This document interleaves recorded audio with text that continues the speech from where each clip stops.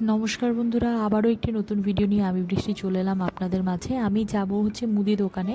তো আগে লিস্ট করে নিচ্ছি। আমার লেখার দিকে দয়া করে কেউ তাকাবেন না, ভীষণই জঘন্য, ভীষণ বাজে লেখা। আমি যদি ভুলে যাই এই কারণে একটু লিস্ট করে আমি মুদি দোকানে বেরিয়ে পড়লাম। আর মেয়েকে পড়তে বসিয়েছিলাম, কারণ মেয়ের স্কুল বন্ধ আছে, বিকেলে টিউশন আছে, এর জন্য ওকে পড়তে বসিয়ে দিয়েছিলাম। আমি আলটিমেটলি চলে এলাম মুদি দোকানে। তো মুদি দোকানে প্রায় 1 ঘন্টা টাইম লেগেছিলো। ওখান থেকে বাড়ি চলে এসেছি। বড় রাগ করছিল যে এত দেরি কেন হচ্ছে। যাই হোক, ওনার একটু স্বভাব। আর দেখুন, এই গোবিন্দভোগ চালের দাম হচ্ছে 170 টাকা, 80 টাকা কিলো। আপনাদের ওখানে কত করে দাম আমাকে প্লিজ একটু জানাবেন। হ্যাঁ, তো রাতে আজকে করব ডিমের ভুনা। অনেকদিন ডিমের ভুনা খাওয়া হয় না, ডিম কষা যেটাকে বলে ইন্ডিয়াতে। এদিকে আমি বিছানার চাদরটাও চেঞ্জ করে দিয়েছি, কারণ এত ডিপ কালারের চাদর এই গরমের দিনে পাতা থাকলে না গরম আরও বেশি লাগে। তো 2 দিন পাতা ছিল, আমি চেঞ্জ করে দিয়েছি। এটা ছেঁড়া ছেঁড়া সাদা চাদর পেতে দিয়েছি। আজকে আমার শ্বশুরের শরীরটা খারাপ ছিল, তাই শ্বশুর বাবা হচ্ছে দোকানে যায়নি, নাতনিকে নিয়ে খেলছে, সাইকেল চালাচ্ছে। আর ওদিকে আমি ঘরে গিয়ে ডিমটা বসিয়ে দিলাম।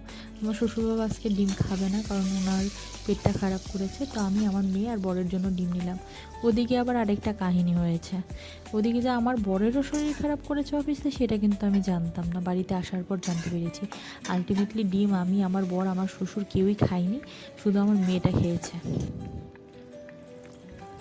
আমি একবার ভাবলাম হালকা পাতলা ঝোল রান্না করি, কিন্তু আমার এত ডিমের কষা খেতে ইচ্ছে করছিল না, তাই আমি ডিমের কষাই বসিয়ে দিলাম। ওদিকে ভাবলাম একটু পাতলা করে ডাল করি, ডালটাও করা হলো না, বাসি ডাল আছে, ভাবলাম ফেলে দেবো, ওটা গরম করে দিই।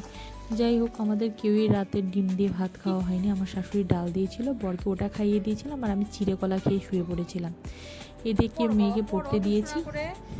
না, আমার মেয়েটা একদম পড়ার চোর, পড়তেই চায় না। যাই হোক, ওনাকে খিদে পেয়ে গেছে।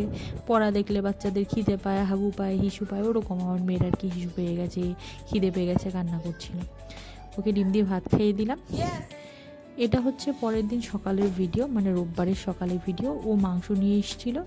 আমি ভাবলাম একটু এবিসি জুস করে খাই, যেটা আমি সবসময়ই খাই, তো সময় হয়ে উঠছিল না।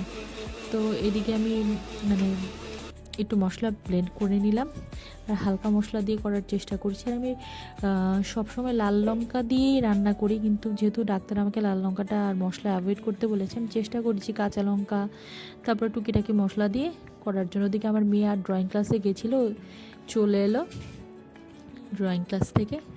আমার জন্য আবার কি চকলেট দিয়েছে, ওকে বার্থডেতে আমাকে ওখান থেকে একটা চকলেট দিয়েছে। আমার মেয়েও চলে এসছে, আমার রান্নাও হয়ে গেছে। আর এবিসি জুস করার পরে যে মানে খোসা টাইপের এগুলো ছিল, গ্রেট করেছিলাম যে, ওটা দিয়ে আমার বর বললো ফেলো না, আমাকে একটুখানি ভেজে দাও। আর এটা খেতে খারাপ লাগে না, ভালোই লাগে, পেঁয়াজ টেয়াজ দিয়ে ভেজে দিয়েছিলাম। আর আমার মেয়ে খিদে পেয়ে গেছিলো, মেয়েকে খাইয়ে নিলাম। তারপর স্নান টান করে খেয়ে আমার বর আবার এসির কি ময়লা হয়েছিল ওটা পরিষ্কার করছিল।